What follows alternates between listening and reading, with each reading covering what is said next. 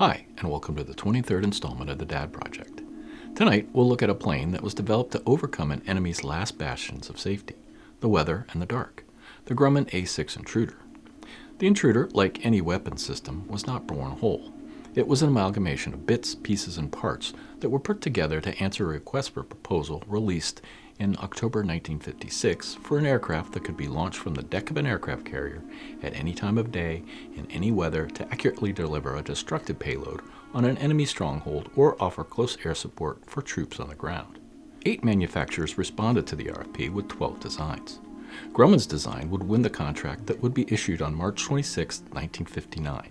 Buno 147-864 would fly on April 19, 1960 with Bob Smythe at the controls. The flight would be the first of thousands that defined the lifespan of an aircraft that would be retired 37 years later. But what came before our venerable Intruder, and what small part did my dad play in its success? We'll find out after, as always, we listen to Orson Welles recite John Gillespie's High Flight. Oh, I have slipped the surly bonds of earth and danced the skies on laughter's silvered wing. Sunward I've climbed and joined the tumbling mirth of sun-split clouds, and done 100 things you have not dreamed of. Wheeled and soared and swung high in the sunlit silence. Hovering there, I've chased the shouting wind along and flung my eager craft through footless halls of air. Up the long, delirious, burning blue, I've topped the windswept heights with easy grace, where never lark or even eagle flew.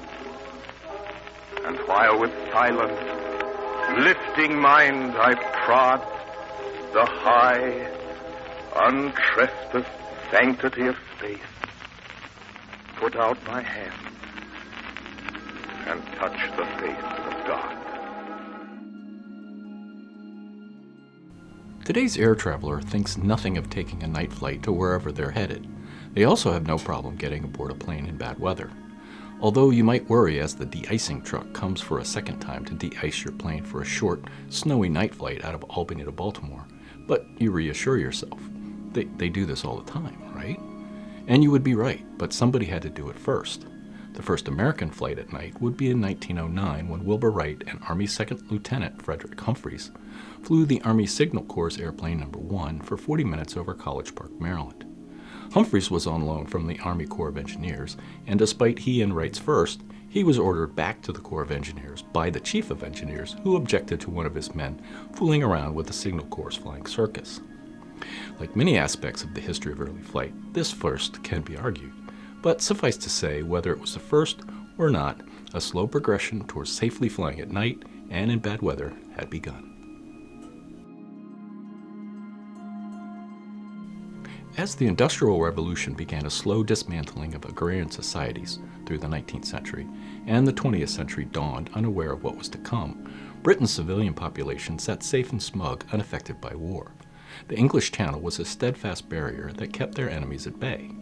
World War I would change all that. This sense of security would be broken by the largest aircraft ever built, rigid airships, informally known as Zeppelins. For most people, the Hindenburg is the only Zeppelin they might have heard of. What is overlooked is that the Hindenburg was the tragic end to a highly successful line of rigid airships built by the Zeppelin Company. The first Zeppelin, the LZ-1, gave birth to these behemoths following its first flight on July 2, 1900. That flight lasted a little over 20 minutes, and the 420-foot aircraft was damaged while landing. For context, the Wright brothers' first powered flight came 3 years later, lasted 12 seconds, and covered 120 feet, and could have been flown inside the LZ-1. Despite LZ-1's landing incident, 119 would be built until the final Zeppelin, LZ-130, the Graf Zeppelin II, was finished in 1938. Incredibly, by that time, these rigid airships were well over 800 feet long. But we're getting ahead of ourselves, so let's take a step back. Before Hindenburg's tragic demise was dramatically caught on film, these rigid airships had served to a certain success as war machines. Their service ceiling was well above the aircraft that air forces had at the outbreak of World War I, and with a top speed of 85 miles per hour, were nearly as fast as those same aircraft.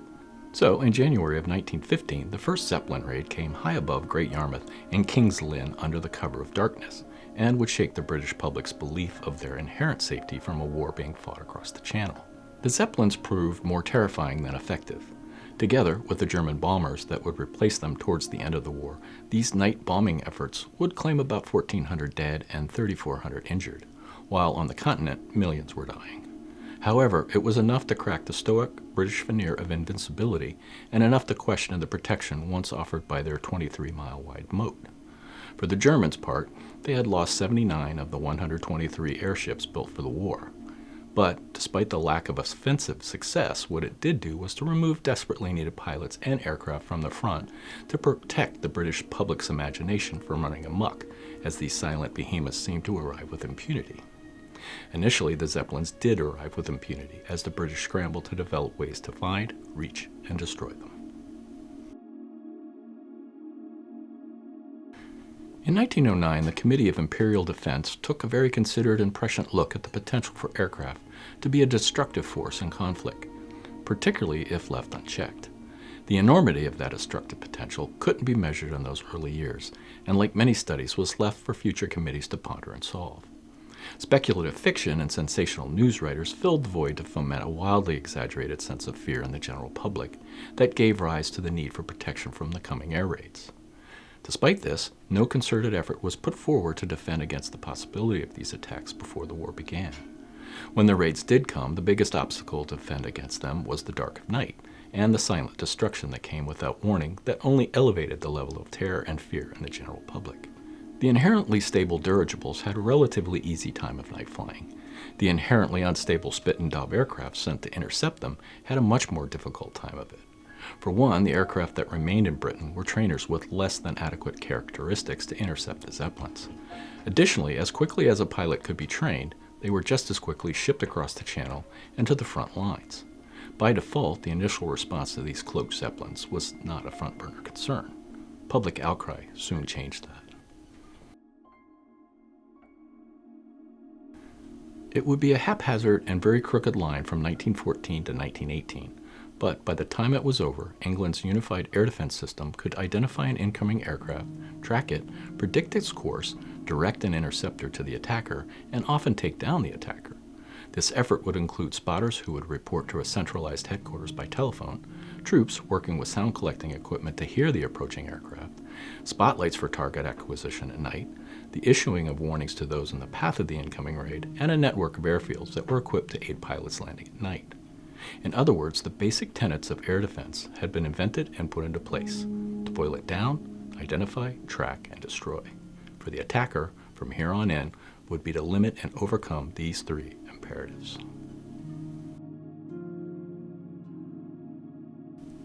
As the Second World War began, the night sky and heavy weather continued to plague both sides of the conflict. The night sky was no longer a serious impediment to flying with lighted instruments, flying aids that didn't require a pilot to visually recognize his whereabouts, and airfields that had runway lights to aid in landing. What was lacking was a reliable system to identify, locate, and destroy other aircraft in the dark. What this experience didn't overcome was an enemy's use of the cover of darkness and foul weather for troop and equipment movements, the repair of bombed-out bridges, factories, and the like, and, in a minor way, a respite from the horrors of the day. And initially, it was a very powerful vocal contingent of both the American and British Air Forces that were sure of the value of daylight strategic precision bombing and the confidence of these well-armed bombers to protect themselves. For the most part, these beliefs were hypothetical, paper-proofed exercises that had not been proven in practice.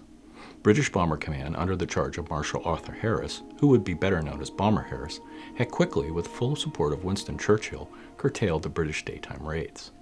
The losses on these raids were sometimes nearly half of the aircraft sent, and it was felt that night bombing would be a better and safer approach. And by 1942, when these nighttime raids began, in earnest, the ethical underpinnings of daylight precision bombing, which, in particular, looked to avoid civilian casualties, had gone by the wayside. So, the British would continue their bombing of the German factories, airfields, rail yards, and submarine pens under the cloak of darkness. As the nighttime bombing campaign began, Bomber Harris made a statement damning the Germans for their bombing campaigns, and their childish delusion that they would bomb everyone else and no one would bomb them. He concluded with a quote from the Old Testament: "They sowed the wind, and now they are going to reap the whirlwind." The American 8th Air Force, despite the misgivings of Churchill and Bomber Harris, would continue to bomb during the day. Part of the winning argument made by General Ira Eaker to Churchill was that now the Germans would be bombed day and night to reap the destruction offered up by Bomber Harris. This was all well and good, but despite Bomber Command's reporting stellar results, the Butt report said otherwise. The report showed that 1 bomb in 20 landed within 5 miles of a target, and in some cases as far away as 31 miles away from the target. The British effort would eventually be described as carpet bombing, which was a term first used to describe a German daylight tactic to lay down a carpet of bombs on entrenched troops during the Spanish Civil War. The American daylight raids didn't fare much better. The vaunted Norton bomb sight, the aiming device that was, according to the Army Air Force, dropping bombs down smokestacks, just didn't work well at the altitudes the B-17s and B-24s were operating in. Worse, if a target was cloud-covered or the bombers were in the weather themselves, the raid was scrubbed, and their bomb loads dropped innocently at a prescribed point over the English Channel. Radio navigation aids were guiding the bombers to their targets, but they were easily duped with false signals emitted by German transmitters and did nothing to illuminate the target in the dark or in bad weather. What was noticed as early radar systems were developed for aerial interception was that when the radar was pointed down, different ground features such as lakes, forests, hills, buildings, etc., presented differently on the radar scopes. They formed a crude map. The British quickly developed these radar systems to aid their bombers to find their targets in the dark. The radar, known as the H-2S, had considerable teething problems, so the designers were caught off guard when in July of 1942, Churchill demanded the designers deliver 200 units by October of that year. Because of their size and expense, the early units were allocated to Pathfinder units. These Stirlings, Halifaxes, and Lancasters, using the H-2S, would drop incendiaries or flares on the target. A much larger flight of bombers trailing behind would then use the light from the incendiaries or flares to help their bomb aimers to acquire the target. The 8th Air Force would also develop a Pathfinder system with the H-2X, based on the H-2S. Unlike the British, the U.S. Air Forces used Pathfinders to identify their target in weather conditions that would have scrubbed earlier raids. The large formation of bombers following the Pathfinders would drop on the Pathfinder's mark. Both the British and American approach didn't improve bombing accuracy, but gave the illusion that strategic precision bombing was being carried out in the black of night and below a cloud deck that otherwise obscured the target. And in particular, the systems did nothing to stop the firebombing of Dresden, Hamburg, Tokyo, and other German and Japanese cities. Despite their crude beginnings, it is interesting to note that the last use in combat of a very refined version of the H-2S, the Mark IX, was by Avro Vulcans on Operation Black Buck flights in 1982 during the Falklands War. At the time of the Korean conflict, the Air Force doctrine's priority list had air superiority at the top of the list, with air interdiction a close second. Air interdiction is the use of air power to prevent or hinder an enemy's use of an industry, infrastructure, area, or route.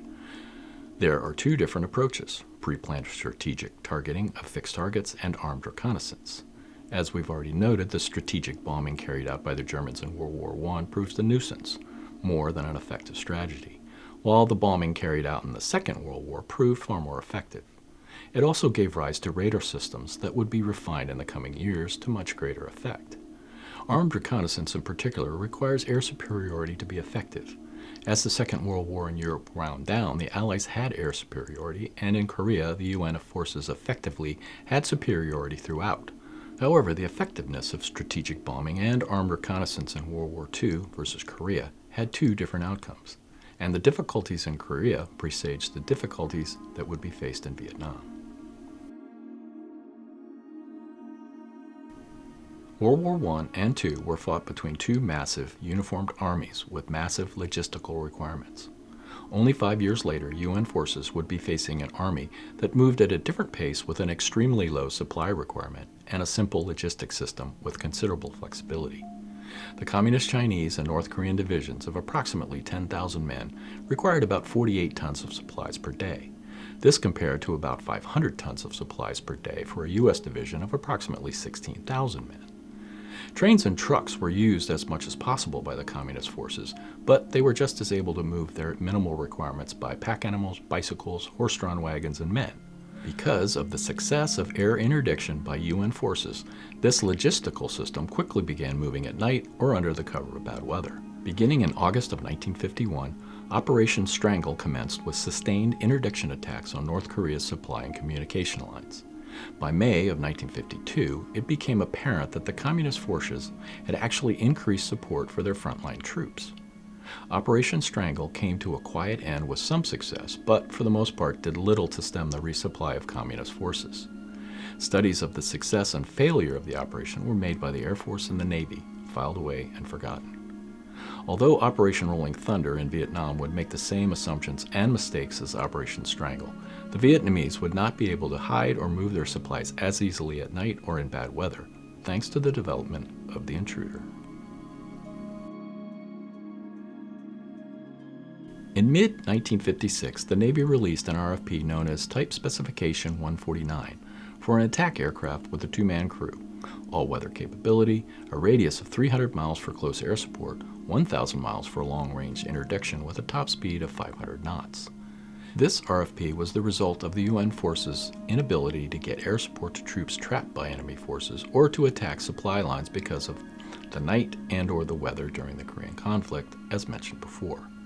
Grumman Design 128, that will eventually be known as the A2F-1 Intruder, would be the winning submission from the 12 that were submitted by 8 aircraft firms.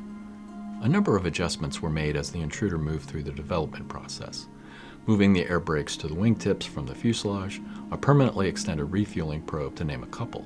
However, the most critical piece of equipment that would make or break the airframe's success was a system known as the Digital Integrated Attack and Navigation Equipment, or DIAN.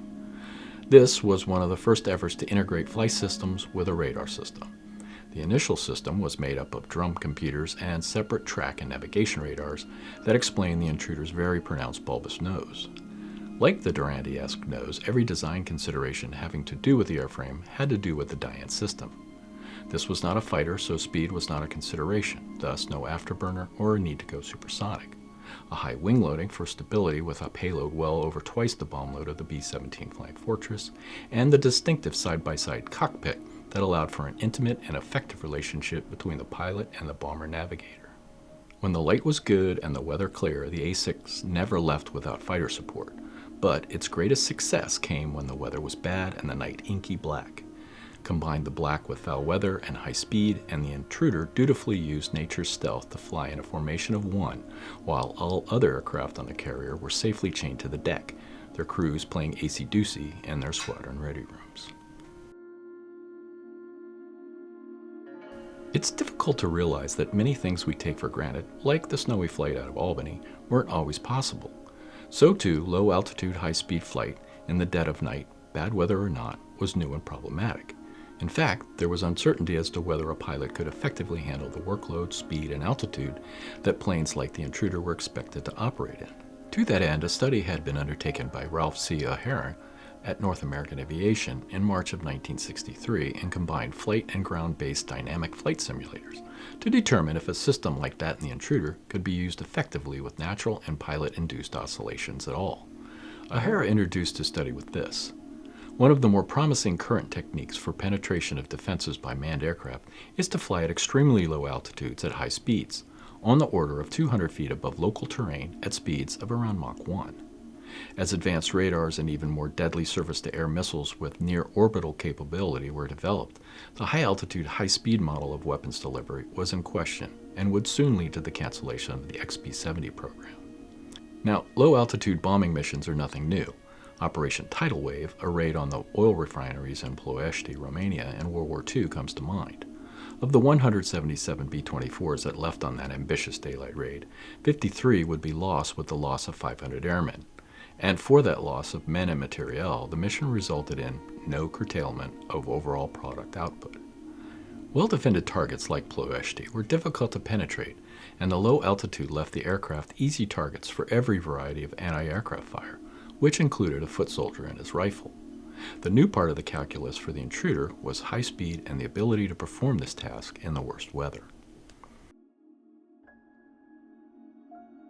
So, sometime in September of '64, my dad was assigned the following mouthful: psychophysiological measurements of aviator performance in the A-6A airplane during low-altitude, high-speed flight, as the pilot project officer. This had everything to do with pilot performance and nothing to do with coordination with the bomber navigator, as he would be flying A-6A Buno 147864, the first Intruder built that hadn't been fitted with the die-in system or the permanent refueling probe for that matter. He had already done some accelerated service tests on the engine and familiarization flights with other pilots, but this was more involved and would span 3 months of simulator time and 2 flights wired up like a lab rat. Just a sec, hadn't these flight tests already been done? Yes, but by a civilian analyst who qualified his work this way. These acceptance boundaries are significantly different from the boundaries presently defined in military specifications. With no evidence, I'm willing to bet the Air Force did their own tests, and with knowledge, I know that NASA in 1965 published the results of their pilot vehicle system simulation for low-altitude, high-speed flight with an emphasis on the supersonic. So, on November 12th, as I anxiously awaited my 6th birthday, the Navy strapped my dad into the Intruder, wired up with a physiological instrumentation package that reported on his cardiovascular responses, EKG, and respiration rate. After landing, biochemical measurements, including blood enzyme and urine analysis, were performed. The next day, as I celebrated my birthday, my dad once again wired up and strapped in for another low-altitude, high-speed test in the Intruder. Both flights lasted a little over 2 hours, and he leaves no clue in his logbook where these flights took place. Perhaps over the dead flat glacial plains of the eastern shore of Virginia and Maryland, or established low-level flight routes through the mountains of western Maryland and Virginia. In any case, I'm sure his account, like the others, reported no adverse effects that would preclude the Intruder from performing the missions it had been designed for, particularly that low-altitude, high-speed one. So, the Intruder, that had already been introduced to the fleet with the A-42 in February '63, had cleared one more hurdle toward a finish line it had no knowledge of, Vietnam, where one commentator noted, the first genuinely all-weather attack bomber in history would leave its mark. It would continue to leave its mark in every major conflict before its final retirement in 1997.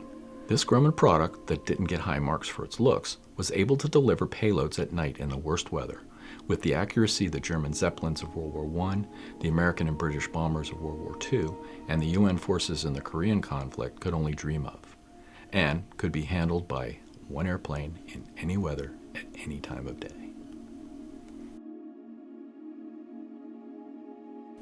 For my dad, the A-6 would be one of the few aircraft he wouldn't fly again later in his career. But next time, we'll take a look at a plane, the P-3 Orion, that he revisited several times. It's an iconic aircraft that far outlived its civilian counterpart. So, until next time, thanks for joining me for the 23rd installment of the Dad Project. And for the 23rd time, I must say that, as many of you already know, I continue to tell the stories I had hoped my father would tell me, and I appreciate you all being along for the journey. So please subscribe if you'd like to hear more. And until next time, thanks for watching and enjoy what life has given you. Ciao.